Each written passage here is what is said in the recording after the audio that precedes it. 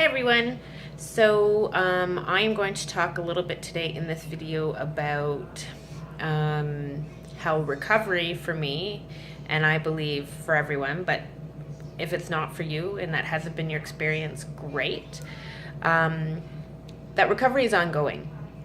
And let's see, I have been in active recovery. I call it active recovery for over 15 years now. I'm probably going to say close to 18 years because my oldest son is almost 18. And again, if you watched one of my earlier videos, I mentioned that I actively started to seek recovery and get into counseling when my son was a baby. And that was because a woman challenged me. She told me I could not love my child properly if I did not learn to love myself. And so after I got over the anger of what she said to me, I was able to pick up the phone and make that call to get into counseling. And I had tried counseling before that as a teenager, and it didn't go well. Looking back now, I don't know if that was my perception or if the counseling or the mental health professionals that I saw at the time weren't very good. I want to go with the latter, that they weren't very good. Although I did have one that was super amazing, but I didn't have her for a long time. I had her for a short time. So, yeah, the system is not great. For those of us that have, sought help through the system, it's not a great system. But aside from that, what I have learned is that recovery is ongoing, and for myself, I believe it will be lifetime. Does that mean that I'm not getting better? Absolutely not. Does that mean that I'm in recovery every day? Does that mean that I'm constantly having to work on stuff? No. The way it's worked for me is I go in and do a piece of work. So initially in the beginning, I was plagued by flashbacks and anxiety attacks and nightmares. So the initial start of my therapy involved learning triggers, learning how to deal with triggers when they happened, coming up with plans for dealing with anxiety and panic attacks when they were coming on. And I'll touch on that in a later video. So basically I do a piece, and then I'm out of counseling for a little bit, and then something else comes up and I do another little piece. More recently, my trauma does not impact my life daily. It doesn't. I don't think about it often. I don't, I can go places that used to trigger me that don't trigger me anymore. Certain smells and sounds don't always trigger me. Sometimes they do, and I think that will always be the case, but oftentimes they don't. Whereas before I started my therapy, those certain smells and those sounds would instantly trigger me and instantly paralyze me, put me back there to a child, terrified, scared. And I mean, thank God cell phones weren't so prevalent, I guess is the word I'm looking for, back in my early days of recovery, because I have flipped out in stores before, and I'm sure that I flipped out to the point that had someone had access to a cell phone so readily available, that they probably would have pulled it out and videotaped this crazy nutcase. Because, I mean, I think of the Wicked Witch melting in the Wizard of Oz. It's a scene like that, except for not actually melting onto the floor. Although I'm on the ground. Anyways, that doesn't happen to me anymore, and that's through counseling. So do I like that I'm probably always going to be in recovery? Absolutely not. And what happens is certain things will come up, and suddenly I'll be thinking about the trauma. Suddenly it will be impacting my life in a way that it wasn't before. And basically that's my sign that it's time for me to check back in for my next piece of work, of recovery. And let me tell you, I get super pissed when that happens because I feel like I've suffered enough. I feel like I've done more work than I ever should have had to do to recover from this.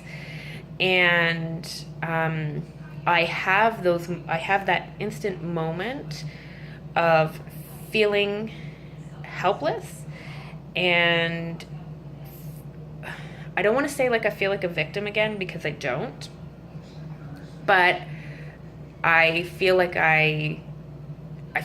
it's, no, not that it's happened. I don't know how to explain how I feel. I don't like the word victim. I have chosen for a lot of years not to feel like a victim. That was early on in my therapy. I am not going to be a victim anymore. I'm not going to behave like a victim anymore. I'm not going to refer to myself as a victim. I am a survivor. And any of us that have been through any kind of trauma, we are survivors. We have already been through the hardest part, which is the actual trauma. So I don't know how to explain all the feelings that I have around knowing that I have to do the next piece of work. No banana right now, sweetie, okay? Why? Because. So anyways, I get really upset about it. And so this summer, and now it's almost been, no, nothing to eat right now, sweetie. It has almost been 4 months since I've known that I need to check in to do my next piece of work. And I have found every excuse in the book not to. He's sleeping, honey. Go watch your show, okay? Pam will be there in a minute. Sorry. So I absolutely know that I need to, and I'm hanging on tooth and nail because I don't want to do the next piece of work. Who wants to do the work? It's hard, it's difficult. No, sweetie, you have a cup already. It's in the living room. Go find it. This piece of work for me involves physical intimacy. And let me tell you, I don't like to be touched. I don't care who you are. Again, early on in my recovery, I had to learn to be okay to have my child sit next to me and actually be physically sitting up against me and touching me, because I couldn't do that. I physically have a very difficult time with touch. And so this next piece of work, which I've been kind of working on for the last 2 years off and on, and let's say I've been more dragging my ass than actually doing the work, is around touch and physical intimacy. And it terrifies me. Just talking about it right now makes me want to vomit. It won't, but it makes me want to vomit. And it's probably the biggest, I'm going to say scariest piece of the trauma that I keep putting off. But guess what? I can keep putting it off, and it can keep affecting my life. And it affects my life because if you go to physically touch my eldest son, he almost jumps out of his skin because he's like, what the hell is that, right? Which he got from me because it was because of him that I had to learn to be okay with physical touch from my children. And to physically touch my children, to hug them, to be okay to sit next to them, to hold their hand. So when you look at my eldest son, he like physically wants to jump out of his skin when somebody goes to touch him. And it most certainly impacts my marriage. And I love my husband, and I don't want this to continue to impact my relationship and my marriage, but it does. And the longer I put it off, the longer it impacts and affects my marriage. So today I have to put on my big girl panties, and I have to make the call, and I have to check back in with place here in town in my community where I have done all my therapy for the last 18 years. They're amazing. I am so very blessed for them. I thank God for finding this place and the fabulous people that work there and continue to work there for 18 years. A lot of the people that work there still work there and have for the last 18 years. Anyways, it's an amazing place. I feel safe there, which is the most important thing. So I'm making this video to tell you that I have to get off this video right now and I have to make the call and check myself in. So don't be discouraged. Recovery is a journey. It's a process. It gets easier each time. It really does.